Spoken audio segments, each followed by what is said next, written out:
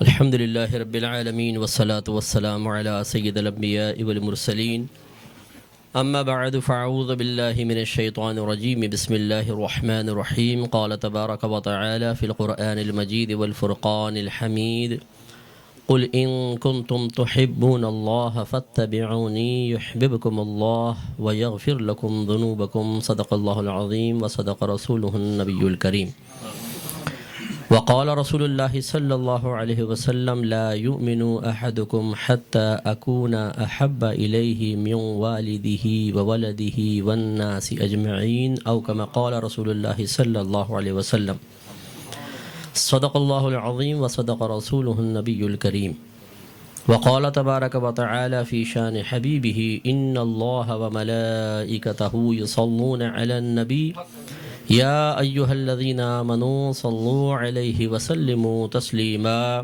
اللہم صل علی سیدنا و مولانا محمد وعلی آل سیدنا و مولانا محمد وآلہ وبارک وسلم۔ میں اپنے میزبان کا مشکور ہوں اور نقیب محفل کا بھی کہ ماشاءاللہ حضرت نے تو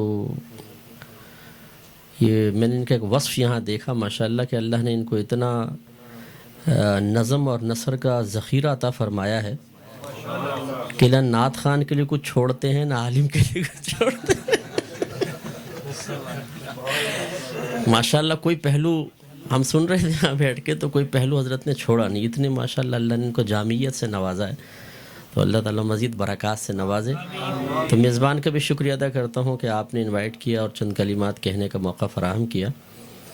اولاً ایک چھوٹا سا اس کو آپ شکوہ کہہ لیجئے یا درد کہہ لیجئے جو میں آپ کی خدمت میں عرض کرنا چاہتا ہوں کہ الحمدللہ ہمارا تعلق اہل سنت سے ہے، اور اللہ تبارک و تعالیٰ کا بہت ہی بڑا فضل و کرم ہے کہ اس نے ہمیں اپنے حبیب کی امت میں پیدا فرمایا، مسلمان بنایا اور اہل محبت میں سے بنایا۔ یہ اللہ کا بہت بڑا انعام۔ لیکن ہم اکثر جب محافل میں شرکت کرتے ہیں، علماء کے بہت سارے بیانات سنتے ہیں، تو ہم صرف سننے کے لیے آتے ہیں، چنانچہ ایک کان سے سنتے ہیں پھر دوسرے کان سے اس کو عموماً نکال دیا جاتا ہے۔ جب ہم باہر نکلتے ہیں کوئی جوشیلا سا بیان ہوتے کہتے ہیں یار آج تو الحمدللہ ایمان تازہ ہو گیا، اور کوئی پوچھے کہ ایمان کسے کہتے ہیں، اس کی شرعی تعریف کیا ہے، تو یار یہ تو پتہ نہیں۔ چلو تازگی ایمان کا مفہوم کیا ہے یہ بتا دیں، یہ بھی معلوم نہیں، لیکن بس ہو گیا ایمان تازہ ہو گیا۔ اچھا جو آپ نے سنا ہے اسی کو بیان کر دیں۔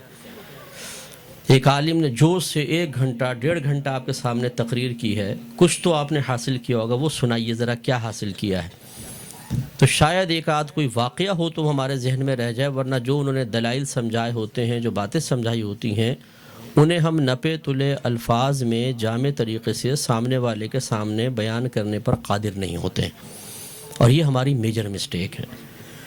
ہم الحمدللہ صحیح العقیدہ ہیں، ہم حق پر ہیں، لیکن کوئی ہمارے صحیح العقیدہ ہونے کی جب ہم سے کوئی دلیل طلب کرتا ہے تو بسا اوقات ہم اپنے مسلک و مذہب کے دلائل کے بیان سے عاجز آ جاتے ہیں، ہمارا ذہن ان دلائل کو فراہم نہیں کر پاتا۔ وجہ یہ ہے کہ ہم سننے کے لیے آتے ہیں، سمجھنے کے لیے، ذہن میں محفوظ رکھنے کے لیے، سیکھنے کے لیے نہیں آتے۔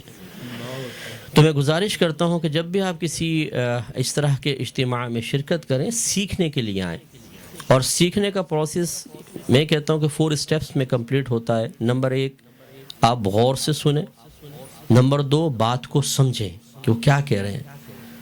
تو غور سے سننے کے لیے ضروری ہے کہ آپ مکمل طور پہ متوجہ ہوں، کبھی موبائل کی طرف توجہ، کبھی باتیں کر رہے ہیں، کبھی ہم ادھر دیکھتے ہیں ادھر دیکھتے ہیں، تو پھر بات کہاں سمجھ میں آئے گی۔ تو غور سے سننا، پھر اس کو سمجھنا کہ کیا کہہ رہے ہیں۔ تیسری چیز ہوتی ہے یاد کرنا، آپ کی میموری میں ہر چیز ہونی چاہیے، اور چوتھا اس کو بیان پر قدرت حاصل کرنا، تب آپ سمجھیں کہ میں نے کچھ سیکھا ہے۔ ورنہ ہم بعض اوقات تو یہ جیسے موبائل بعض بھائی اس میں ریکارڈنگ پہ لگا لیتے ہیں کہ ماشاءاللہ پورا بیان ریکارڈ کر لیا۔ ریکارڈ کرنے سے ایسا نہیں ہو سکتا کہ کوئی آپ سے کویسچن کرے تو آپ ریکارڈنگ اس کے سامنے چلا دیں، کتنا لمبا بیان سنے گا، آپ کی میموری میں ہونا چاہیے۔ آج ایک ہمارے مفتی صاحب تھے، وہ ٹی وی پر آئے تو وہ مونچھیں کلین کرتے ہیں، تو کسی نے مجھ سے پوچھا کہ یہ اپنے ہیں؟ میں نے کہا بھائی اپنے ہی ہیں، مسلمان ہیں۔ تو کہنے لگے نہیں اصل میں ایسا مسئلہ تھا نا۔ میں نے کہا اچھا آپ ماشاءاللہ 11ویں تو کرتے ہوں گے؟ کہا کہ ہاں 17 سال ہو گئے کرتے ہوئے۔ میں نے کہا اچھا بتائیں 11ویں کہاں سے شروع ہوئی تھی اور کس سوچ کے ساتھ آپ 11ویں کرتے ہیں؟ تو کوئی جواب نہیں تھا۔ تو ہمارے ہاں یہ ہوتا ہے عموماً کہ جو ہماری بیسکس ہوتی ہیں، جو ہمارے معمولات ہیں، جنہیں ہم اپنے آباء و اجداد سے گھر میں دیکھتے آئے ہیں، دادی جان کر رہی ہیں، نانی جان کر رہی ہیں، امی جان کر رہی ہیں، پھوپھا جان کر رہے ہیں، ان کے بارے میں کوئی کویسچن کر لے تو پھر ہمارے پاس کوئی بات، کوئی دلیل موجود نہیں ہوتی۔ یہ ایک المیہ ہے۔ یقیناً علماء اس امت کے چراغ ہیں، ان کی روشنی سے پورا عالم روشن ہے، لیکن اگر ہم تبلیغ دین کا ٹھیکہ صرف علماء کو دینے کے بعد اپنے احساس ذمہ داری سے خود کو بری ذمہ سمجھیں گے تو آپ بھی سمجھتے ہیں کہ علماء ہر جگہ نہیں پہنچ سکتے۔ آپ کی شادی کی تقریب ہے، اس میں آپ نے کسی عالم کو انوائٹ نہیں کیا تو عالم تو وہاں موجود نہیں ہے، آپ ہیں نا۔ اپنے کام کاج کے مقام پر آپ ہیں، اپنے خاندان میں آپ ہیں، تو آپ کو چلتا پھرتا دین کا محافظ بننا ہے، اور اس کا طریقہ کار یہی ہے کہ آپ چیز کو غور سے سن کر اپنے ذہن میں محفوظ کر کے اس کو بیان پر قدرت حاصل کریں۔ اس کے لیے آپ کو تکلف اختیار کرنا پڑے گا، اور جب اگر ایک دفعہ آپ اس ٹریک پہ چلنے لگ گئے تو یقین کریں نہ صرف آپ کا فائدہ ہوگا بلکہ آپ کی آنے والی نسلوں کا ایمان بھی محفوظ ہوگا۔ ہمارے بچے بعض اوقات اپنے والدین سے کویسچن کرتے ہیں۔ ایک بچے نے والد صاحب سے پوچھا ابا جان ہم جمعے کی نماز کے بعد کھڑے ہو کر اجتماعی طور پہ اردو میں ہاتھ باندھ کے صلاۃ والسلام کیوں پڑھتے ہیں؟ تو ابا جان کے پاس کوئی جواب نہیں تھا، انہوں نے کہا خبردار کیسے کیسے کویسچن کر رہا ہے، کس کے ساتھ بیٹھنے لگ گیا ہے؟ تو وہ خاموش ہو گیا۔ تو ہم بچوں کو اپنی کوتاہی اور کم علمی پر پردہ ڈالنے کے لیے ڈانٹ تو دیتے ہیں، انہیں مکمل طور پہ مطمئن کرنے کے لیے تیار نہیں ہوتے۔ اب اس کا مطلب تو یہ ہے کہ بچہ جو کویسچن کرے ہم اس کو امام صاحب کے پاس پکڑ کے لے کے جائیں ٹائم نکال کے، اتنا ٹائم کسی کے پاس نہیں ہے۔ نتیجے نکلتا ہے مالا ٹالی کرتے ہیں۔ بچہ اپنی علمی تشنگی کو مٹانے کے لیے کسی کے پاس بھی چلا جاتا ہے، وہ سمجھ رہے ہیں آپ کے کسی کے پاس چلا جاتا ہے اور وہ قرآن و حدیث کی کوئی دلیل پیش کر کے اس کی برین واشنگ کر دیتا ہے، اور ہمارا بچہ بد مذہبیت کی طرف مائل ہو جاتا ہے۔ مجھے دیانتداری کے ساتھ بتائیے کہ اس میں کیا قصور علماء کا ہوگا؟ کیا کوئی معاذ اللہ اللہ کی طرف ہم قصور کی نسبت کر سکتے ہیں؟ رسول کی طرف نہیں، یہ ہماری اپنی طرف نسبت ہوگی کہ ہم نے صرف دین سے ایک سطحی قسم کا اتنا تعلق تو قائم کیا ہے کہ ہم محافل میں آ جاتے ہیں، بیٹھتے ہیں اور اپنی عقیدت کا اظہار کرتے ہیں، لیکن اس کے بعد پھر دین کی کوئی ذمہ داری اٹھانے کے لیے کوئی تیار نہیں۔ تو میں گزارش کرتا ہوں کہ آپ اپنی آنے والی نسلوں کے ایمان کو محفوظ کرنے کے لیے ان چیزوں کو اپنی میموری میں رکھیں اور اس کو بیان پر قدرت حاصل کریں۔ آپ کی بیان کی پاور مزید قوی ہونی چاہیے، آپ پاورفل بیان کر لیں، آپ اچھے انداز سے اپنی چیز کو بیان کر لیں تو پھر آپ کامیاب ہیں اور انشاءاللہ آپ کی نسلوں کے ایمان بھی محفوظ رہیں گے۔ ایک مرتبہ محبت کے ساتھ درود پاک پڑھ لیں۔ اللہم صلی علی سیدنا و مولانا محمد وآلہ وبارک وسلم۔ اولاً تھوڑا سا میں یہ 12ویں شریف کے بارے میں عرض کر دوں کہ جیسے ہی میلاد مصطفیٰ صلی اللہ علیہ وسلم کا مہینہ آتا ہے اور مسلمان اس مہینے میں خوشی منا کے اللہ تبارک و تعالیٰ کی بارگاہ میں درجات کی بلندی کا سامان کرنے کا ارادہ کرتے ہیں تو شیطان کو بہت تکلیف ہوتی ہے، اور شیطان نہیں چاہتا کہ مسلمان اپنے نبی سے اظہار محبت کے ذریعے اللہ تعالیٰ کا مزید قرب حاصل کریں، تو سینکڑوں قسم کے وسوسے ہمارے ذہن میں ڈالنے کی کوشش کرتا ہے۔ بھئی خوشی کیوں مناتے ہیں، جھنڈے کیوں لگاتے ہیں، لائٹنگ کیوں کرتے ہیں، جلوس کیوں نکالا جاتا ہے، یہ کہاں سے ثابت ہے؟ کیا نبی کریم صلی اللہ علیہ وسلم نے ایسا کیا؟ کیا اس کا حکم دیا تھا؟ کیا خود صحابہ کرام نے ایسا کیا؟ کبھی کہتے ہیں صحابہ کرام ہم سے بڑھ کے عاشق رسول تھے، بتاؤ اگر کرنا ہوتا تو وہ کرتے، ہم کیوں کریں؟ تو اس طرح جب وہ پیدر پہ کویسچنز آتے ہیں، اور بات وہی ہے جو میں نے پہلے آپ کی خدمت میں عرض کی کہ ہمارے پاس ذہن میں دفاعی مواد تو موجود ہی نہیں ہوتا، وہ دلائل موجود نہیں ہوتے جس کی وجہ سے ہم سامنے والے کو قائل کر سکیں۔ تو بچے اولاً آتے ہیں گھر والوں کے پاس، جب وہاں سے کچھ نہیں ملتا تو وہ جاتے ہیں کسی مسجد وغیرہ میں، بعض اوقات وہاں پہ بھی لفٹ نہیں کرائی جاتی۔ تو پھر آج کل علم حاصل کرنے کا سب سے پاورفل ذریعہ ہے سوشل میڈیا۔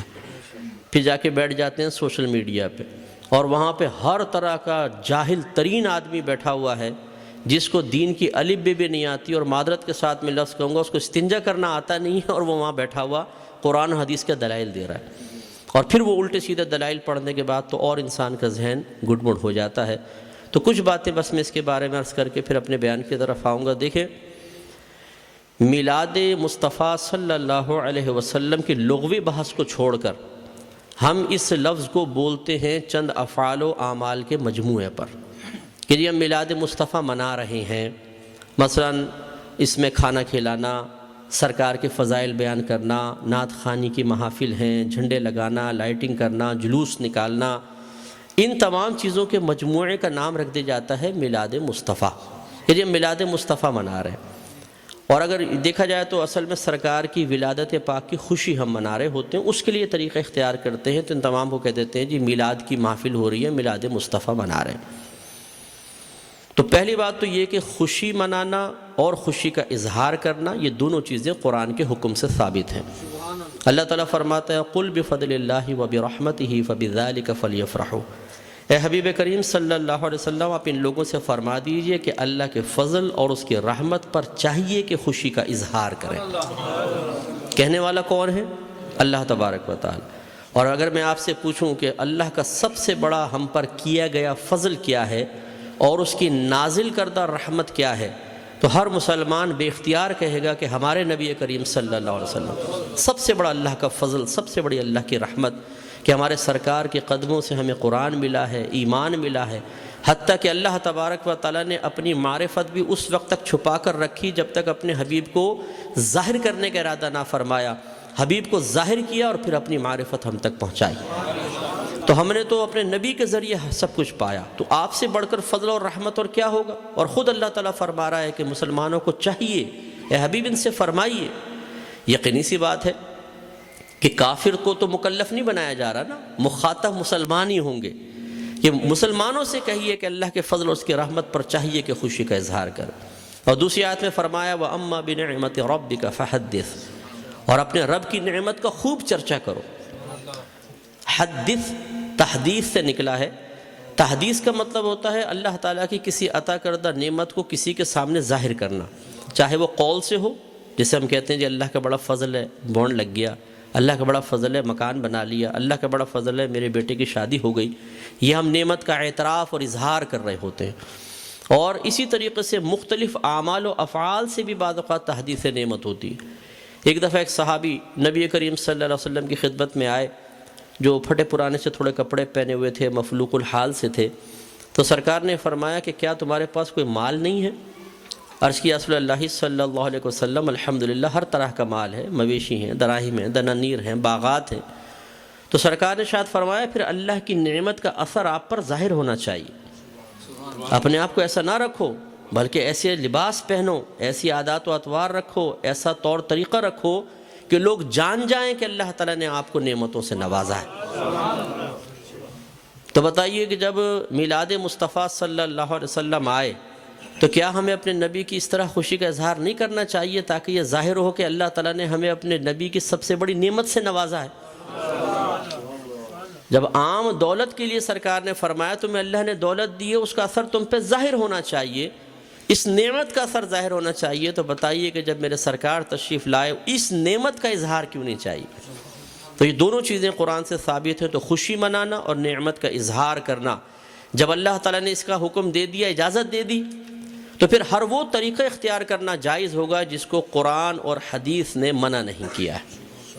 یہ اچھی طرح اصول یاد رکھیے، کسی چیز کے جائز قرار دینے کے لیے دلیل نہیں چاہیے ہوتی، کسی چیز کو ناجائز قرار دینے کے لیے دلیل درکار ہے۔ مثال کے طور پر میں آپ سب سے پوچھتا ہوں، جو آپ نے ٹوپیاں پہن رکھی ہیں جائز ہے کہ ناجائز؟ بتائیں، بولیں، لائیں، ثابت کریں قرآن و حدیث، حضرت ثابت کریں کہ ایسی ہری پٹی نیچے اور اوپر سفید ہو، قرآن حدیث سے ثابت کریں۔ کر سکتے ہیں آپ؟ تو آپ کہیں گے بھی قرآن و حدیث سے اگر میں ثابت نہیں کر سکتا، تم یہ بتاؤ کہ یہ جائز ہے ناجائز؟ اگر کہتے ہو ناجائز تم ثابت کر دو، میں نہیں پہنوں گا۔ اس طرح آپ نے چشمے پہنے ہوئے ہیں، آپ اس وقت رات کے تقریباً 9:30 بجے یہاں بیٹھ کر بیان سن رہے ہیں، لائٹنگ ہوئی ہے، یہ پکی چھت کے نیچے آپ بیٹھے ہوئے ہیں، میں مائک پہ بیان کر رہا ہوں، آپ اس کو آواز سن رہے ہیں اسپیکر کے ذریعے، تو تو کیا یہ سب قرآن و حدیث سے ثابت ہے؟ یقینی سی بات ہے کہ نہیں.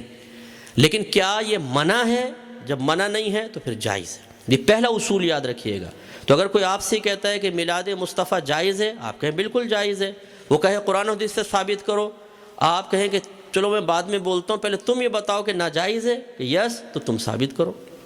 کوئی ایک آیت لا کر ایسی بتائیں، کوئی حدیث جس میں اللہ یا رسول نے فرمایا ہو کہ میلاد مصطفیٰ نہ مناؤ. اور جب اللہ تعالیٰ اس کے رسول منع نہ کر رہے ہوں تو پھر آپ اور میں کون ہوتے ہیں منع کرنے والے؟ بعض کہتے ہیں کہ جی سرکار نے ایسا نہیں کیا، صحابہ کرام نے نہیں کیا، نہ اس کا حکم دیا. یاد رکھیں یہ بھی کوئی قاعدہ ضابطہ نہیں ہے کہ اللہ کے نبی حکم دیں تو ہم کریں، حکم نہ ہو تو نہیں کر سکتے. صحابہ کرام کریں تو ہم کر سکتے ہیں، صحابہ کرام حکم دیں تو ہم کر سکتے ہیں، ورنہ نہیں کر سکتے. یہ کوئی ضابطہ قاعدہ نہیں ہے. اصل چیز وہی ہے جو میں نے آپ کو بتائی کہ اگر اللہ تعالیٰ اس کے رسول نے منع کیا ہے تو منع ہوگا، اور اگر منع نہیں کیا تو بالکل جائز ہوگا. اب میں اس کی آپ کو تھوڑی سی مثالیں بتاتا ہوں. دیکھیں آپ کی مسجدوں پہ گنبد اور مینار بنتے نہیں بنتے؟ آپ پوچھیں، کویسچن کریں، ہر مکتب فکر کی عبادت گاہ کے اوپر گنبد اور مینار ہیں. کیا اللہ کے نبی نے اس کا حکم دیا تھا؟ صحابہ کرام نے حکم دیا؟ یا اللہ کے نبی نے بنائے یا صحابہ نے بنائے؟ نہیں، یہ بہت بعد کی ایجادات ہیں اور ہر مسجد کے اوپر ہیں. یہ کیسے بدعت اور ناجائز کیوں نہیں ہو جاتے؟ قرآن پاک پہ زبر زیر پیش سرکار کے دور میں نہیں تھا، نہ صحابہ کے دور میں، بہت بعد میں لگے ہیں. 6 کلمے سرکار کے دور میں باقاعدہ اس طرح مرتب شدہ نہیں تھے، یہ بعد میں ہے. ایمان مفصل، ایمان مجمل پہلے نہیں تھی، یہ بعد میں ہے. اور اگر سرکار کے ہی دور کو لے لیں، سرکار نے قرآن کو مجتمع نہیں کیا تھا، صدیق اکبر کے دور میں ہوا ہے. سرکار کے دور میں، صدیق اکبر کے دور میں تراویح 20 رکعت ایک امام کے پیچھے نہیں ہوتی تھی، عمر فاروق رضی اللہ تعالیٰ عنہ نے کی ہے. اور ان پہلے 3 ادوار میں جمعے کی صرف ایک اذان ہوتی تھی جو اذان ثانی کہلاتی ہے. پہلی اذان حضرت عثمان غنی رضی اللہ تعالیٰ عنہ نے ایجاد فرمائی ہے. یہ ایک بازار تھا، وہاں پر ایک مقام زورہ تھا. جب مدینے میں وسعت پیدا ہوئی، اذان ہوتی تھی، دور تک آواز نہ پہنچ پاتی تھی، لوگوں تک اعلان نہ پہنچ پاتا تو آنے میں دیر ہو جاتی تھی. تو پھر آپ نے فرمایا کہ ہم ایک اذان اور شروع کریں گے جو اصل اذان سے، جو دوسری اذان ہے اس سے آدھے پونے گھنٹے پہلے بازار کے پاس ہوگی، تاکہ لوگ ہوشیار ہو جائیں اور جمعے کی تیاری کر سکیں. ہر مکتبہ فکر جو جمعہ پڑھتا ہے وہ پہلی اور دوسری دونوں اذانیں دیتا ہے. وہاں یہ کویسچن کیوں نہیں پیدا ہوتا کہ جب اللہ کے نبی نے نہیں کیا تو پھر حضرت عثمان غنی نے کیسے کر لیا؟ اس کا مطلب ہے جب ضرورت پیش آتی ہے تو یہ اللہ کے نبی کی تعلیم ہے. خود صحابہ کرام نے ہمیں تعلیم دی ہے کہ آپ کسی بھی ایسی چیز کو شروع کر سکتے ہیں کہ جس کو اللہ تعالیٰ اس کے رسول نے منع نہیں کیا ہے. اسی طرح مدارس کا قیام آپ دیکھ لیں، ان میں سلیبس ہم نے رکھا ہوا ہے. اور اسی طرح میں آخری بات بس یہ مثال دیتا ہوں، ہر مسجد میں جماعت کے کچھ اوقات مقرر ہوتے ہیں. فجر اتنے بجے، ظہر اتنے بجے، عصر، مغرب، عشاء. کیا نبی کریم صلی اللہ علیہ وسلم نے حکم دیا تھا کہ اس وقت جماعت کرو؟ صحابہ کرام نے نہیں، ہم نے اپنی سہولت کے اعتبار سے کیا ہے. اور یہ ایک اعتراض کا بہت بڑا جواب بھی بن سکتا ہے. لوگ کہتے ہیں کہ آپ یہ 12ویں کا ہی انتخاب کیوں کرتے ہیں؟ یہ بتائیں. اپنے پاس سے دن خاص کر لینا صحیح نہیں ہے، اپنے پاس سے دن خاص کر لینا صحیح نہیں ہے. تو یہاں میں آپ کو سمجھا دوں کہ کسی ایک چیز کو دوسری چیز کے ساتھ خاص کرنا 2 طرح کا ہوتا ہے. اللہ تعالیٰ اس کے رسول نے خاص کیا تو اسے کہتے ہیں تخصیص شرعی، یعنی خاص کرنا شریعت کی طرف سے. اور اگر اللہ تعالیٰ اس کے رسول نے نہیں کیا، آپ اور میں کر لیں. جیسے ہم بچے کی سالگرہ کے لیے ڈیٹ کرتے ہیں، فکس کرتے ہیں، اس طرح بچی کی شادی کے لیے ڈیٹ ہم آپس میں مشورہ کر کے فکس کرتے ہیں. کوئی تقریب کرنی ہوتی ہے اس کے لیے، اسی طرح دارالعلوموں کے اندر سال شروع کرنا آخر کے لیے. اسی طریقے سے مسجدوں میں جماعت کے اوقات. یہ جو ہم اپنے پاس سے ایک چیز کو دوسری کے ساتھ خاص کرتے ہیں، اس کو کہتے ہیں تخصیص عرفی. تو تخصیص عرفی کو تخصیص شرعی بنانا غلط ہے. کہ مثال کے طور پہ اگر ہم 12ویں کو 12ویں تاریخ میں کر رہے ہیں تو ہم کہیں کہ اسی تاریخ میں ہوگی، اس کے علاوہ نہیں ہوگی. یہ غلط ضرور ہوگا، لیکن ایک چیز کو دوسری چیز کے ساتھ خاص کر دینا اگر لازم اور ضروری سمجھ کر نہ ہو اور پھر بھی ناجائز ہو تو جتنی میں نے آپ کو مثالیں دی ہیں، بتائیے پھر بیٹی کی شادی فکس کرنا بھی ناجائز ہونا چاہیے. یہ کوئی دنیاوی معاملہ نہیں ہے. نکاح تو سنت ہے. سرکار نے فرمایا نکاح من سنتی فمن راغب عن سنتی فلیس منی. نکاح میری سنت سے ہے، جو میری سنت سے بے رغبت ہوا وہ مجھ سے نہیں. تو اب جب بچی کی شادی کی باری آئے اور دولہا والے پوچھے جی کون سی تاریخ رکھنی ہے، تو کہیں خبردار تاریخ فکس کرنا منع ہے. تو شادی ہوگی کب؟ بس ہو جائے گی، بغیر فکس کیے کر کے بتائیں پھر ذرا. تو یہ مطلب ایک بے وقوفی کی سی بات ہے. تو اس لیے جماعت کے اوقات مخصوص کر دینا اور اس سے 1 منٹ بھی آگے پیچھے نہ ہونا. امام صاحب اگر 4 منٹ بھی لیٹ ہو جاتے ہیں تو لوگ یوں ٹائم دیکھتے ہیں، بھئی امام کہاں گیا، اور پھر جو شور مچتا ہے پوری مسجد کے اندر، کچھ امتحان ہے. خود جماعت میں لیٹ پہنچے کوئی بات نہیں، امام صاحب 1 منٹ بھی لیٹ نہیں ہونے چاہیے، بالکل وقت کے اوپر جمعہ شروع ہونا چاہیے، وقت پہ جماعت. تو جو ہم نے اپنے پاس سے خاص کیا اس میں کتنی سختی کر رہے ہیں، ہر مکتبہ فکر کرتا ہے. تو خلاصہ کلام یہ ہے کہ اللہ کے نبی کی جب یہ میلاد کا موسم آتا ہے، اس قسم کے بہت سارے وساوس ہماری طرف متوجہ ہوتے ہیں. اصول بس یہی ہے کہ اللہ کے رسول نے اگر حکم نہیں بھی دیا، کر کے نہیں بھی دکھایا، لیکن منع بھی نہیں کیا، تو ہمارے لیے بالکل اس کے کرنے کی شرعی طور پر اجازت ہے. اگر حکم کا انتظار کریں تو پھر ہر چیز کے اندر غلام کو حکم کا انتظار کرنا چاہیے. اور جب آپ حکم ڈھونڈنے کی کوشش کریں گے تو کاروبار زندگی رک جائیں گے. ہزارہ چیزیں ایسی ہیں جن میں سرکار کے احکام موجود نہیں ہیں. تو بس اصول شرعی ہوتا ہے کہ جہاں سرکار کا حکم موجود نہ ہو، خاموشی اختیار فرمائی ہو، منع نہ کیا ہو، یہ اس کے جائز ہونے کی دلیل ہوتا ہے. تو میلاد مصطفیٰ منائیے. الحمدللہ جنہوں نے یہ کیا ہے انہوں نے فیض پایا ہے. ابو لہب جیسا شخص آپ جانتے ہیں کافر تھا، سرکار کا چچا تھا، کافر شخص تھا اور بدترین کافر، دشمن اسلام. لیکن جب اس کی لونڈی ثویبہ نے آ کے خوشخبری دی کہ مبارک ابو لہب تیرے ہاں بھتیجا پیدا ہوا ہے، تو یہ بڑا خوش ہوا اور اس نے کلمے کی انگلی سے اشارہ کیا کہ جا میں نے تجھے آزاد کیا. اس نے ہمارے نبی کی خوشی میں آزاد نہیں کیا تھا، اپنے بھتیجے کی خوشی میں کیا تھا. لیکن وہ بھتیجا تھا تو اللہ کا نبی. تو اللہ تبارک و تعالیٰ نے اس کو اس برکت سے نوازا کہ جب اس کا انتقال ہوا اور یہ جہنم میں گیا ہے، اس کے خاندان والوں میں سے کسی نے اس کو خواب میں دیکھا تو پوچھا کہ ما فعل اللہ بکا، اللہ تبارک و تعالیٰ نے تیرے ساتھ کیا معاملہ کیا؟ تو اس نے جواب دیا کہ بہت سخت عذاب میں ہوں، لیکن جب میں اس انگلی کو اپنے منہ میں لیتا ہوں کہ جس سے میں نے اپنی لونڈی کو آزاد کیا تھا، تو اللہ تبارک و تعالیٰ اس سے پانی جاری فرما دیتا ہے. تو شیخ عبدالحق محدث دہلوی رحمۃ اللہ علیہ فرماتے ہیں لوگوں غور کرو، ایک دشمن تو ہمارے نبی کی خوشی منا کر جہنم میں راحت پائے، تو پھر ہم اگر اپنے حبیب کا میلاد منائیں، ان کی خوشی منائیں تو کتنی راحت پائیں گے. اور جب میرے سرکار صلی اللہ علیہ وسلم پیدا ہوئے تو خوشی تو اللہ نے بھی اس کا اظہار فرمایا، خوشی کا اظہار فرمایا، انعامات دیے، مبارکبادیں ہوئیں. آپ تاریخ اٹھا کے پڑھیں، جب میرے آقا صلی اللہ علیہ وسلم کی ولادت ہوئی، ہر پرندے اور ہر جانور نے ایک دوسرے کو مبارکباد دی ہے کہ ہمارے نبی پیدا ہو گئے. فرشتے ایک دوسرے کو مبارکباد دے رہے تھے، یہ حدیثوں کے اندر موجود ہے، فرشتے مبارکباد دے رہے تھے. اور اس زمانے میں جتنی حاملہ عورتیں تھیں اللہ تبارک و تعالیٰ نے سب کو بیٹوں سے نوازا. اور وہ قحط سالی کا دور تھا، لیکن جب میرے آقا صلی اللہ علیہ وسلم پیدا ہوئے تو عرب کہتے ہیں کہ اتنی فصلیں ہوئیں، اتنا چارہ ہوا، اور ہمارے اونٹ چارہ کھا کھا کے اتنے موٹے ہو گئے کہ ہمیں خوف ہوا کہ شاید یہ چربی کی شدت سے پٹ پڑیں گے. اتنا اللہ نے نعمتوں سے نوازا ہے. تو خلاصہ کلام یہ ہے کہ میرے آقا صلی اللہ علیہ وسلم کی میلاد مصطفیٰ منانا یہ بہت بڑی سعادت کی بات ہے. وسوسوں سے قطع نظر خوشی کے ساتھ میلاد مصطفیٰ منائیں، انشاءاللہ برکت حاصل ہوگی. ایک مرتبہ محبت کے ساتھ درود پڑھ لیجیے. اللہم صلی علی سیدنا و مولانا محمد وعلی آل سیدنا و مولانا محمد وآلہ وبارک وسلم. آپ کے سامنے ایک حدیث مبارکہ اور ایک آیت کریمہ کی تلاوت کا شرف حاصل ہوا. حدیث بڑی معروف ہے، لیکن اس میں جو میں پیغام دینا چاہتا ہوں وہ بغور ذرا سماعت فرمائے. سرکار نے ارشاد فرمایا کہ لا یؤمن احدکم حتی اکون احب الیہ من والدہ وولدہ والناس اجمعین. تم میں سے کوئی بھی اس وقت تک کامل مومن نہیں ہو سکتا جب تک کہ میں تمہیں تمہارے والد، تمہاری اولاد اور تمام لوگوں سے زیادہ پیارا نہ ہو جاؤں. والد کا ذکر فرمایا، ان کی نسل سے ہم ہیں. اولاد کا ذکر فرمایا، وہ ہماری نسل سے ہیں. پھر باقی تمام لوگوں کو لے لیا، وہ اطراف کے تمام لوگ ہیں. سرکار فرماتے ہیں تمہارا ایمان ہی کامل نہیں ہوگا جب تک کہ میں تمہیں سب سے زیادہ پیارا نہ ہو جاؤں.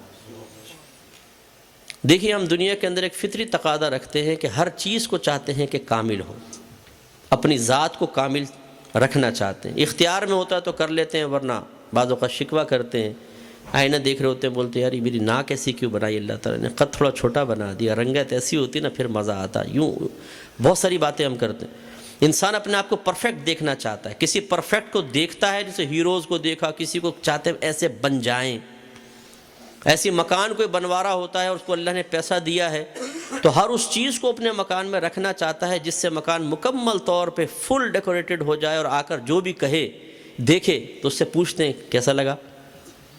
اور اگر وہ کہے کہ یار تم نے تو کچھ چھوڑا نہیں، ایسا بہترین کوئی چیز کوئی کمی نہیں ہے، تو ہم کہتے ہیں یار دیکھنا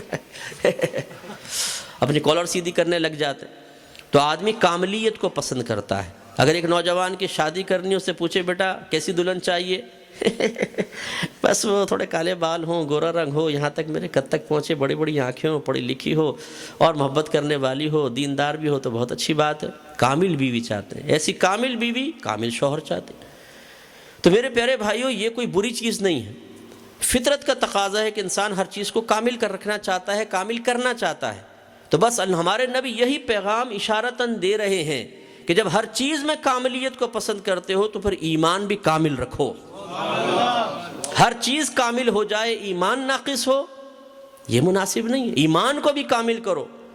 اور نبی کریم صلی اللہ علیہ وسلم نے ایمان کے کامل ہونے کا بہترین اصول بیان فرما دیا کہ اس وقت تک تمہارا ایمان کامل نہیں ہو سکتا جب تک کہ میں تمہیں تمام لوگوں سے زیادہ پیارا نہ ہو جاؤں. تو اس میں دو چیزوں کی ڈیمانڈ ہے، گویا کہ کاملیت ایمان کے لیے دو چیزوں کی ڈیمانڈ. نمبر ایک، سرکار کی محبت ہونی چاہیے، محبت کے بغیر کچھ بھی نہیں. اور نمبر دو، وہ محبت سب سے زیادہ ہونی چاہیے، تب ایمان کامل ہوگا.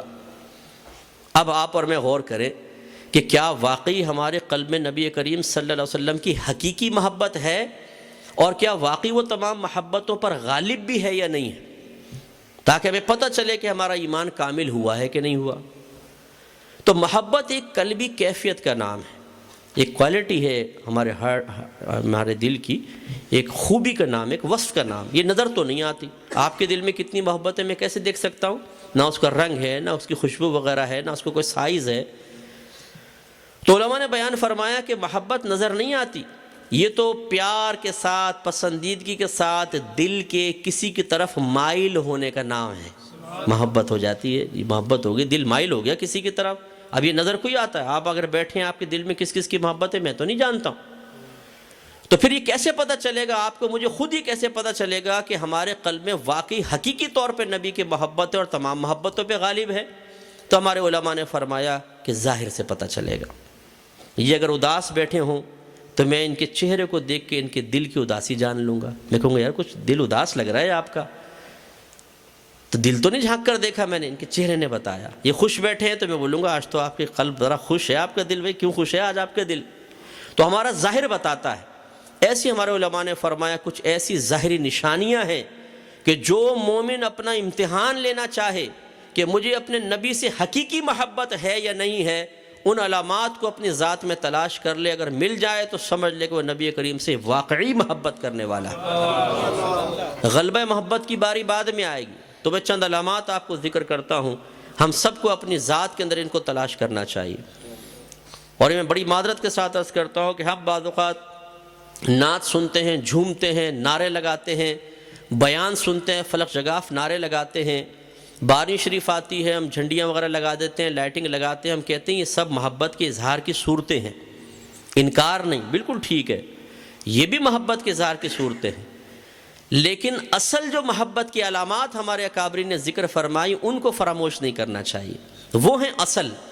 یہ بھی سب صحیح ہے، میں اس کو ناجائز نہیں کہہ رہا ہوں، لیکن وہ اصل علامات ہیں جو واقعی آپ کو حقیقی محبت تک لے کر آئیں گی.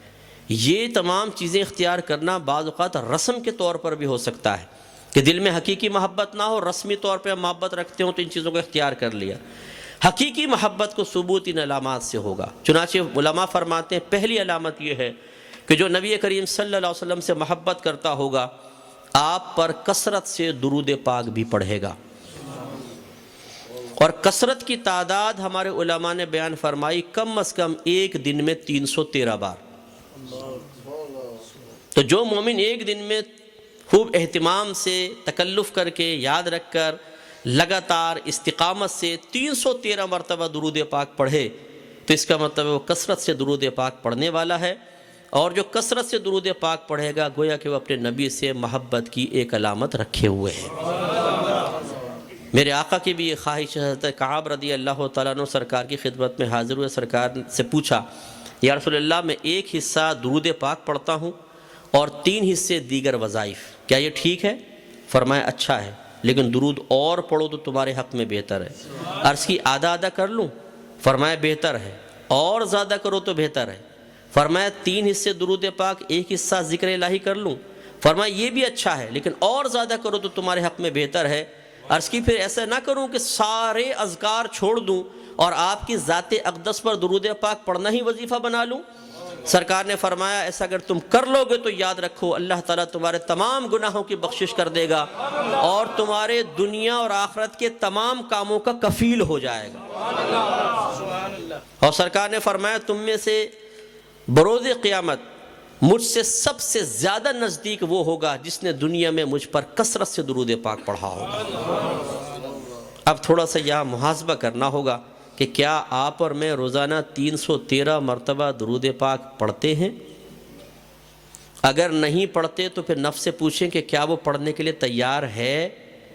اگر نفس کہے کہ نہیں یار 313 مرتبہ کون پڑھے، اس کا مطلب یہ ہے کہ پھر محبت میں ابھی رسم ہے، حقیقت آئی ہی نہیں ہے۔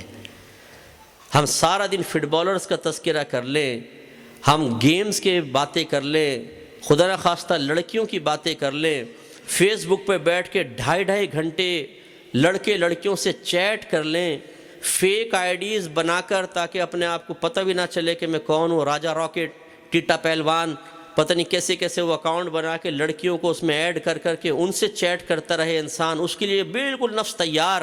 لیکن جب نبی کریم صلی اللہ علیہ وسلم کی محبت کا عملی ثبوت دینے کے لیے 313 مرتبہ پورے دن میں درود پاک پڑھنے کی باری آئے اور وہ نفس کہے کہ نہیں میں نہیں کر سکتا ہوں، تو پھر آئینے کو دیکھ کر ذرا ہمیں غور کرنا چاہیے کہ کیا ہم اپنے نبی سے حقیقی محبت کرتے ہیں یا رسمی محبت کرتے ہیں۔ اس قسم کی محفل میں بیٹھ کر اپنے قلب کی بدلتی ہوئی عارضی کیفیات کو ہم عشق رسول کا نام دے دیتے ہیں کہ جی ہم عاشق رسول ہیں، جی میں جب نعت سنتا ہوں نا تو آنسو جاری ہو جاتے ہیں۔ چلے اچھی بات ہے آنسو جاری ہو جاتے ہیں، لیکن یہ سب کچھ کافی نہیں ہے کہ خالی ہم بیٹھ کے نعرے لگائیں اور جب درود پاک پڑھنے کی باری آئے تو ہمارے ہاتھ رک جائیں کہ یار کون پڑھے۔ اس کا مطلب ہے کہ ابھی محبت میں کمی ہے۔ دوسری علامت یہ بیان فرمائی کہ جو نبی کریم صلی اللہ علیہ وسلم سے محبت کرتا ہوگا آپ کی زیارت کا متمنی ہوگا، آپ کو دیکھنا چاہے گا۔ آپ سب دیکھنا چاہتے ہیں، لیکن یہ صرف ایک دبی دبی سی خواہش یا ہلکی سی تمنا کافی نہیں ہے، اس میں شدت درکار ہے کہ واقعی نبی کریم کے دیکھنے کا ایک جذبہ، ایک جوش آدمی کے اندر ہو۔ دیکھیے اگر ہمارے گھر میں جوان بچیاں بیٹھی ہیں، اوور ایج ہو رہی ہیں، تو ماں باپ کتنے پریشان ہوتے ہیں۔ کیا ان کی کوئی دعا اپنی بچیوں کی شادی کی دعا سے خالی ہوگی؟ نہیں۔ اور جب بھی کوئی ہمیں ملتے ہیں نیک افراد، ہم فوراً کہتے ہیں دعا کیجیے گا حضرت میری بچیوں کی شادی ہو جائے۔ ہو ہی نہیں سکتا کہ ہمارے ذہن سے نکل جائے۔ کیوں؟ اس طلب میں ہم سچے ہیں، صادق ہیں، ذہن سے محاوی نہیں ہوتی۔ اگر نبی کریم صلی اللہ علیہ وسلم کی زیارت کی بھی سچی تمنا قلب میں ہوتی تو پھر ہماری ہر دعا میں ہوتا اللہ تعالیٰ اپنے حبیب کی زیارت کروا دے۔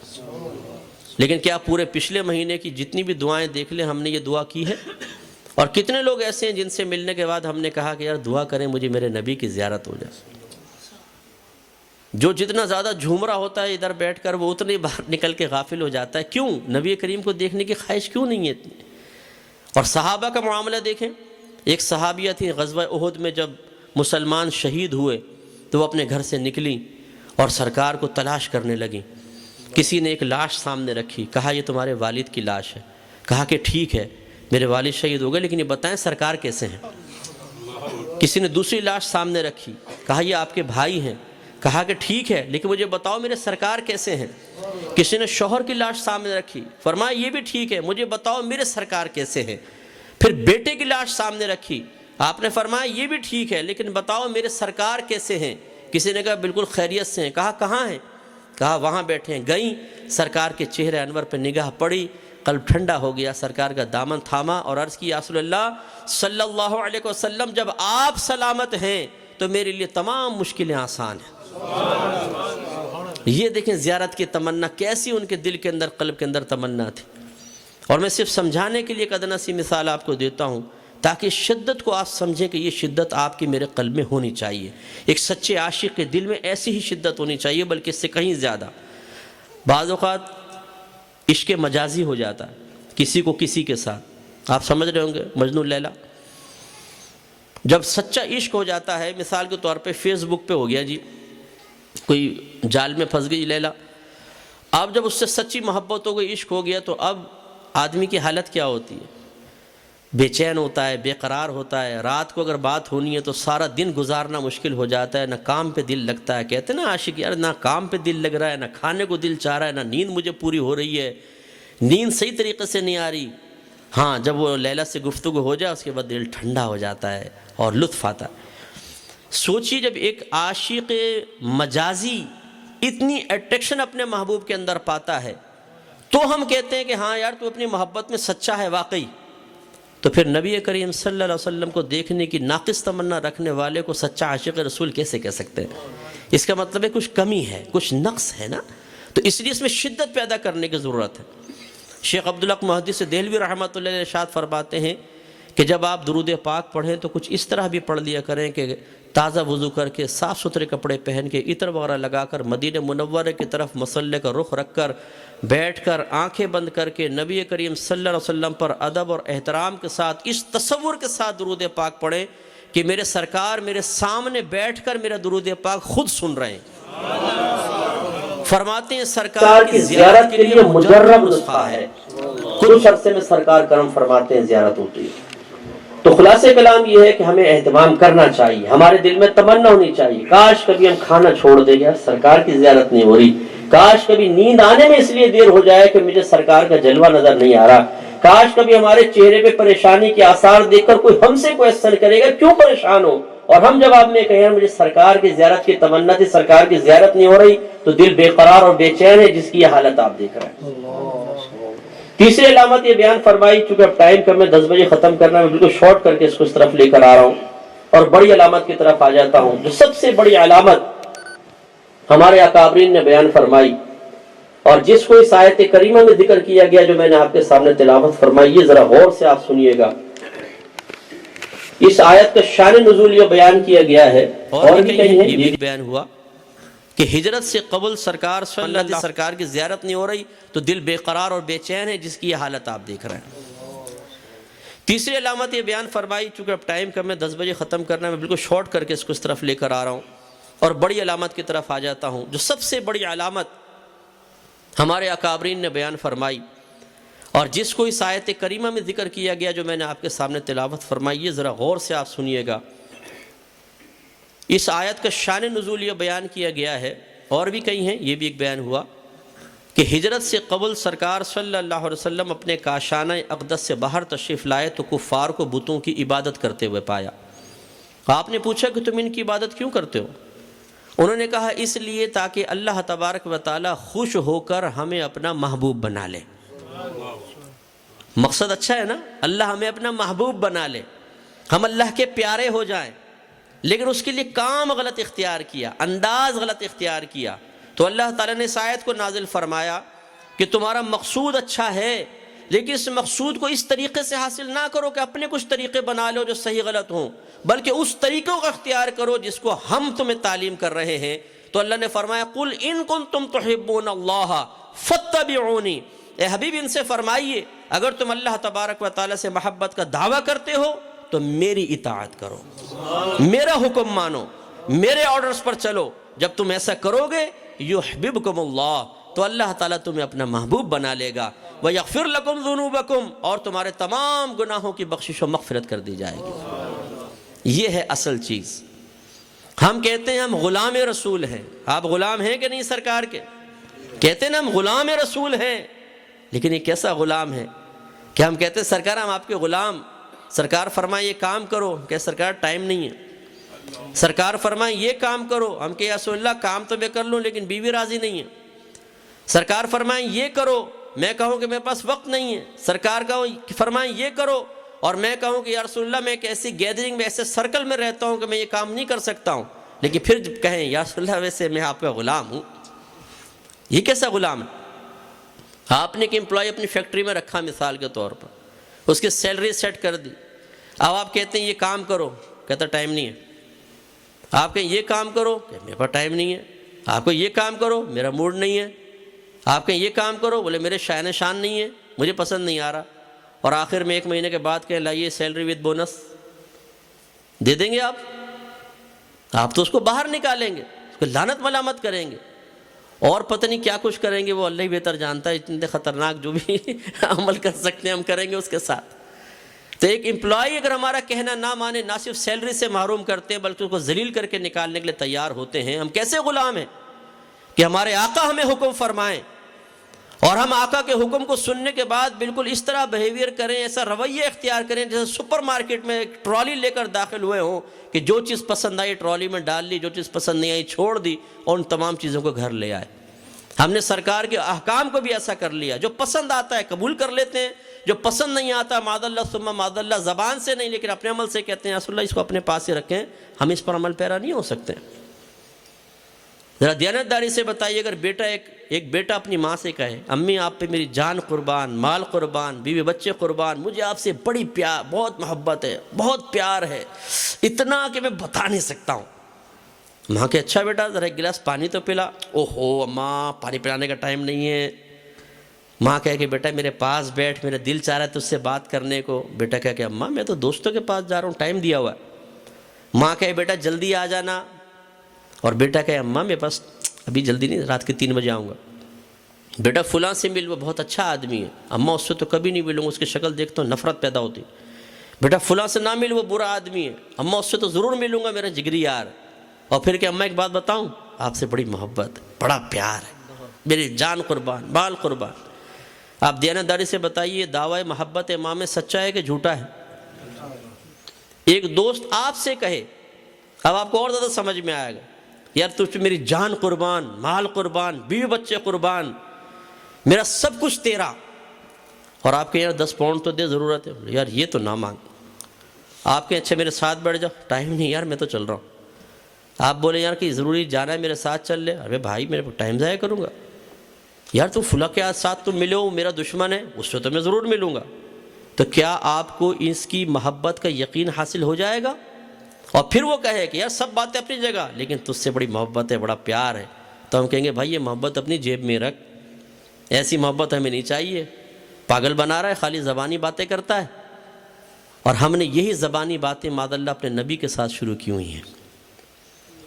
ہم اپنی محبت کا عملی ثبوت دینے کے لیے تیار نہیں ہیں، ہم سرکار کا حکم ماننے کے لیے تیار نہیں ہیں۔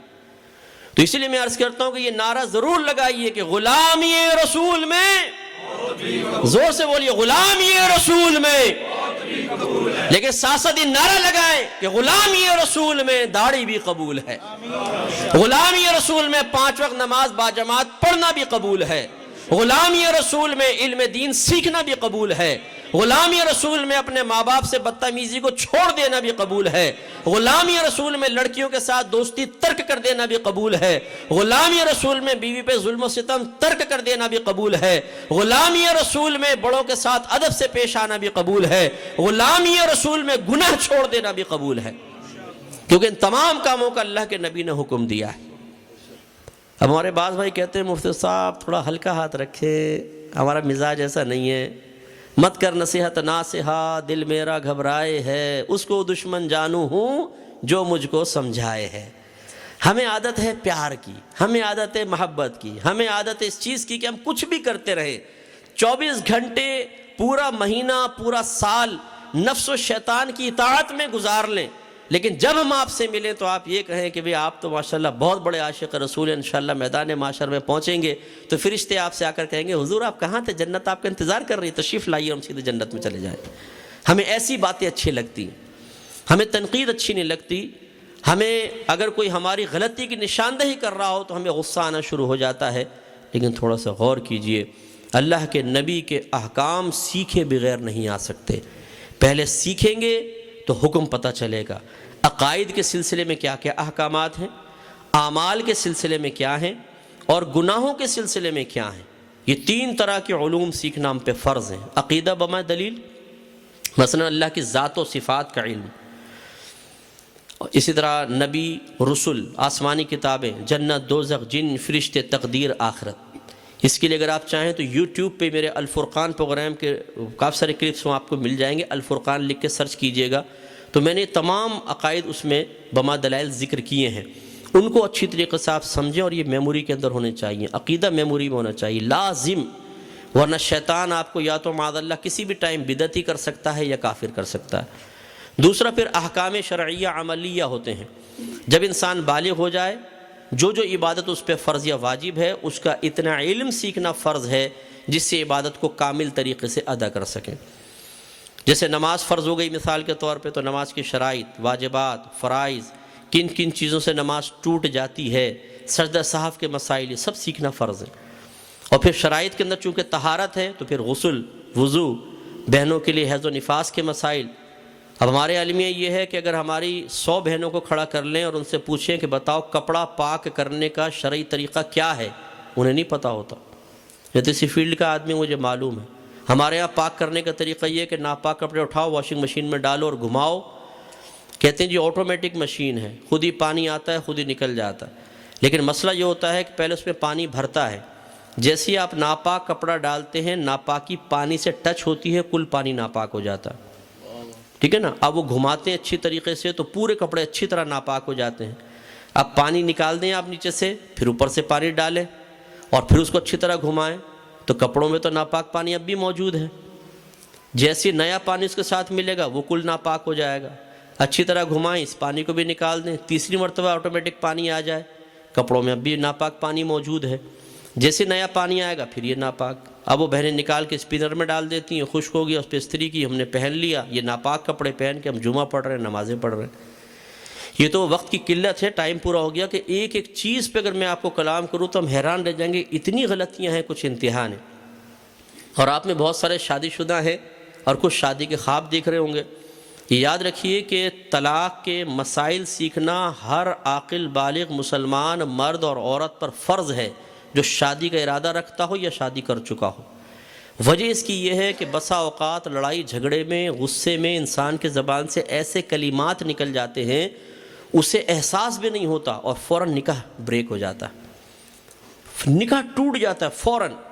اب اگر بعض اوقات ہوتا ہے لڑائی جھگڑا ختم ہو، چلو جی صلح کر لو، صلح کر لو، تو یہ خالی خوش ہو جانے سے، ہاتھ ملا لینے سے، ہینڈ شیک کرنے سے صلح نہیں ہوگی، اب نکاح کرنا پڑے گا.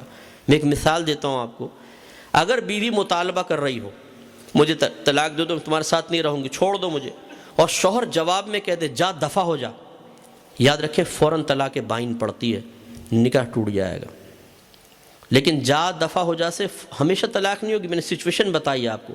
بیوی مطالبہ کر رہی ہو کہ مجھے طلاق دے دو، شوہر غصے میں کہے جا دفع ہو جا، طلاق پڑ جائے گی.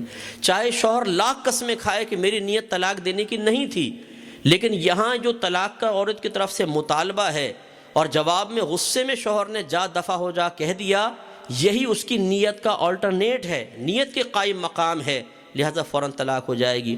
اب جب ہم نے احکام شریعت پروگرام میں یہ مسائل بیان کیے تو یقین کریں سینکڑوں لوگوں نے ہم سے رجوع کیا کہ مجھ صاحب ایسے الفاظ تو ہم نے فلاں وقت میں ادا کیے تھے، فلاں وقت میں ادا کیے تھے، ہمارے نکاح کا کیا معاملہ. پھر ان سے تمام معلومات کرنے کے بعد جو پھر صحیح مشورہ تھا ان کو مشورہ دیا. تو اس لیے جو دین کو اور خصوصاً نبی کریم صلی اللہ علیہ وسلم کے احکام کو معمولی سمجھ کے پس پش پھینک دے، پھر وہ چاہے بظاہر راحت و سکون سے رہے لیکن آخرت انتہائی خطرے میں ہے.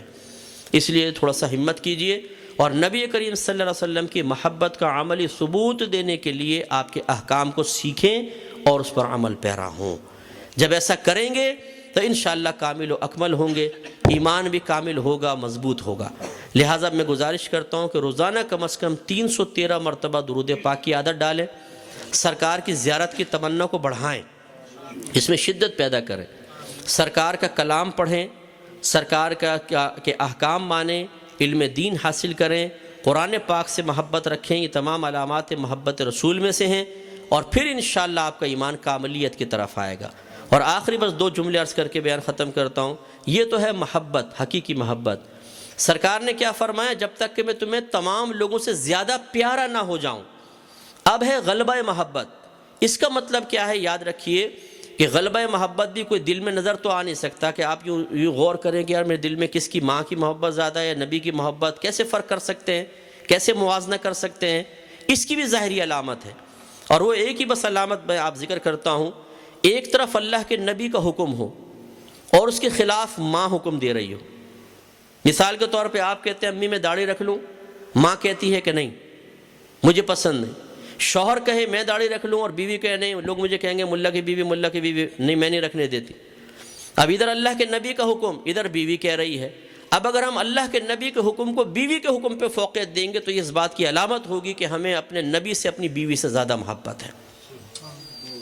تو بس سرکار کا حکم، سرکار کی پسند، سرکار کی ناپسند کو اگر ہم بقیہ لوگوں کی پسند ناپسند اور حکم پر فوقیت دے دیتے ہیں تو سمجھ لیجئے کہ میرے آقا صلی اللہ علیہ وسلم کی محبت دل میں زیادہ ہے۔ اور اگر ہم ایسا کرتے ہیں کہ سرکار کا حکم ایک طرف، دوست ایک طرف، اور ہم کہیں یا رسول اللہ آپ کا حکم نہیں مانیں گے، دوست کی مانوں گا، آپ کی نہیں مانوں گا، بیوی کی مانوں گا، آپ کی نہیں مانوں گا، باپ کی مانوں گا، آپ کی نہیں مانوں گا، ماں کی مانوں گا، آپ کی نہیں مانوں گا، میں دنیا والوں کی مانوں گا، تو پھر آپ لاکھ نعرے لگاتے رہیں، لاکھ بڑے بڑے دعوے کرتے رہیں، آپ کے قلب میں نبی کی محبت ابھی دوسروں کی محبت پر غالب نہیں آئی ہے، اور جب غالب نہیں آئی تو ایمان بھی کامل نہیں ہے۔ چاہے آپ اس پہ راضی رہیں چاہے ناراض، لیکن حقیقت یہی ہے۔ تو ایمان کو کامل کرنے کے لیے اپنے آپ کو امتحان میں ڈالنا پڑتا ہے۔ محبت رسول آسان نہیں ہے۔ ایک صحابی نے عرض کیا رسول اللہ میں آپ سے محبت کرتا ہوں۔ سرکار نے فرمایا جانتے ہو کیا کہہ رہے ہو؟ عرض کی کہ جی ہاں بالکل جانتا ہوں۔ فرمایا پھر آزمائشوں کے لیے تیار رہو، اس لیے کہ پھر تمہیں سیکھنا پڑے گا کہ تمہارے نبی کیا دیکھنا پسند کرتے ہیں اور کیا نہیں۔ جس کو ناپسند کرتے ہیں اس کو دیکھنا چھوڑ دو، جس کو پسند کرتے ہیں اس کو دیکھو۔ تمہیں بولتے ہوئے سوچنا پڑے گا میرے نبی کیا بولنا پسند کرتے ہیں اور کہاں بولنا ناپسند کرتے ہیں۔ جہاں پسند ہے وہاں بولو، جہاں ناپسند ہے وہ چیز زبان سے نہ نکالو۔ ایسی سننے میں، ایسی صحبت میں، ایسی مال کمانے میں، ہر چیز کے اندر سرکار کے احکام کو فوقیت، تو پھر زندگی تو تنگ ہونی، پھر امتحان اصل بنے گا۔ تو بس آخری میں ایک لمحے کے لیے صحابہ کرام کی زندگی میں چلے جائیں، کیا صحابہ کرام نے اس کا عملی ثبوت دیا کہ نہیں دیا؟ سرکار نے فرمایا ایمان لاؤ، کلمہ پڑھو، تمہارے وہ آباء و اجداد جو بتوں کی عبادت کرتے ہیں وہ جہنمی ہیں، مشرک ہیں، چھوڑ دو اپنے خاندان کو، اپنی برادری کو۔ صحابہ کرام نے ایک لمحہ نہیں لگایا، ایک طرف خاندان ہے، برادری ہے، ماموں، چچا، تایا، پھپھا، سگی بہن، بہنوئی، سب کو چھوڑ دیا، سرکار کا کلمہ پڑھا۔ پھر سرکار نے فرمایا ہجرت کرو۔ وہ مکہ المکرمہ جس میں صحابہ کرام کا بچپن گزرا، باغات ہیں، کاروبار ہے، مویشی ہیں، پوری برادری یہاں پر ہے، لیکن جب میرے آقا نے فرمایا مکہ چھوڑ دو تو سرکار کے دامن کو تھام کے سب کو چھوڑ کر چلے گا۔ یہ ہے امتحان۔ سیدنا صدیق اکبر رضی اللہ تعالیٰ عنہ کے بیٹے عبد الرحمن غزوہ بدر میں کافروں کی طرف سے آئے تھے۔ جب بعد میں مسلمان ہو گئے تو کہا کہ ابا جان کئی مرتبہ آپ میری تلوار کی زد میں آئے لیکن میں نے آپ کو باپ سمجھ کر چھوڑ دیا۔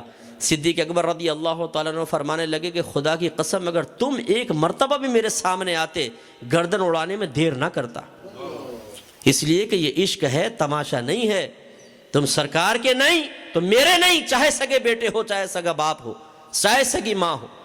اس لیے یاد رکھیں کہ محبت امتحان مانگتی ہے، محبت قربانی مانگتی ہے، محبت جذبہ مانگتی ہے، زبانی نعرے نہیں، ہلنا جھلنا نہیں، خالی جھومنا نہیں، امتحان ہے، پکا امتحان۔ حضرت بشر حافی رضی اللہ تعالیٰ عنہ کے پاس کچھ لوگ آئے، حضور ہم آپ سے محبت کرتے ہیں۔ آپ نے پتھر اٹھایا، مارنے شروع کی، ان کو بابا کو کیا ہو گیا بھائی، بھاگے سارے کے سارے، حضور یہ کیا کر رہے ہیں؟ فرمایا تم میری محبت میں جھوٹے ہو، اس لیے اگر سچی محبت ہوتی تو محبوب کی طرف سے آنے والی تکلیف بھی پھول محسوس ہوتی۔ تم اس پہ صبر کرتے اگر تمہیں مجھ سے محبت تھی تو۔ یہ تو نہیں ہے کہ محبوب کی طرف سے پھول آئیں، حلوے آئیں، لنگر آئیں، پاؤنڈز آئیں، ڈالرز آئیں تو جی محبوب کی واہ واہ، اور محبوب کا کوئی ایسا حکم آ جائے جو نفس کو پسند آئے تو پھر محبوب اپنے پاس ہی رکھے۔ یہ کیسی محبت؟ امتحان تو یہی ہے کہ جب آزمائش آئے تو انسان اس آزمائش پہ پورا اترے، اور نہ صرف خود بلکہ جو گھر کے سرپرست ہیں ان پر اپنی نسلوں کی ذمہ داری ہے۔ یاد رکھیں کہ خود بھی ایمان کامل کرنا ہے، بچوں کا بھی کرنا ہے۔ یہاں تو بڑے آرام سے زندگی گزر رہی ہے، لیکن میدان معاشر میں میں بس آخری میں بس یہ بات عرض کر رہا ہوں، اللہ نہ کرے کہ یہی اولاد ہوگی جو باپ کا دامن تھام لے گی، یہ حدیث میں سرکار نے فرمایا ایک شخص اپنے بچوں کو بیوی کو حرام کھلاتا تھا، جب وہ میدان معاشر میں آئے گا یہی بیوی بچے اللہ کی بارگاہ میں کھڑے ہو کر کہیں گے کہ اللہ تعالیٰ اس سے حساب و کتاب لے، تو اللہ تعالیٰ فرمائے گا کہ کیا حساب و کتاب لینا ہے، حالانکہ وہ سب جانتا ہے، تو اس کی بیوی کہے گی کہ اللہ تعالیٰ یہ ہمیں حرام کھلاتا تھا، اگر حلال کھلاتا تو ہم حلال کھاتے، ہم مجبور تھے، اس نے حرام کھلایا، اور ہمیں نہ علم سکھایا، نہ ہماری تعلیم و تربیت کی، نہ ہمیں گناہ سے روکتا تھا، نہ نیکی کا حکم دیتا تھا۔ تو میرے آقا صلی اللہ علیہ وسلم فرماتے ہیں اس باپ کی نیکیاں نکال کر ان بیوی بچوں میں بانٹ دی جائیں گی، یہ جنت میں چلے جائیں گے، اور یہ نیکیوں کی کمی کی وجہ سے جہنم میں ڈالا جائے گا۔ تو ایک فرشتہ ندا کرے گا، لوگوں دیکھو یہ وہ شخص ہے جو اپنے بیوی بچوں کی وجہ سے جہنم میں چلا گیا۔ آج جن بیوی بچوں کے چہروں پہ مسکراہٹ دیکھنے کے لیے ہم نبی کریم کے ہزاروں احکامات کو پاؤں تلے رون دیتے ہیں، کل یہی بیوی بچے ہمارے نہیں ہوں گے، یاد رکھیں۔ اس لیے نبی کو اپنا بنائیں، پوری کائنات قدموں میں ہوگی، اور نبی کو چھوڑ کر پوری کائنات حاصل کرنے کی کوشش کی، خدا کی قسم ایک پائی بھی ہماری جیب کے اندر نہیں رہے گی۔ اللہ تعالیٰ سے دعا ہے کہ رب کریم ہمیں نبی کریم صلی اللہ علیہ وسلم سے حقیقی اور عملی محبت کو ثبوت دینے کی توفیق عطا فرمائے، آمین۔ وآخر دعوانا ان الحمد للہ رب العالمین۔ ماشاءاللہ۔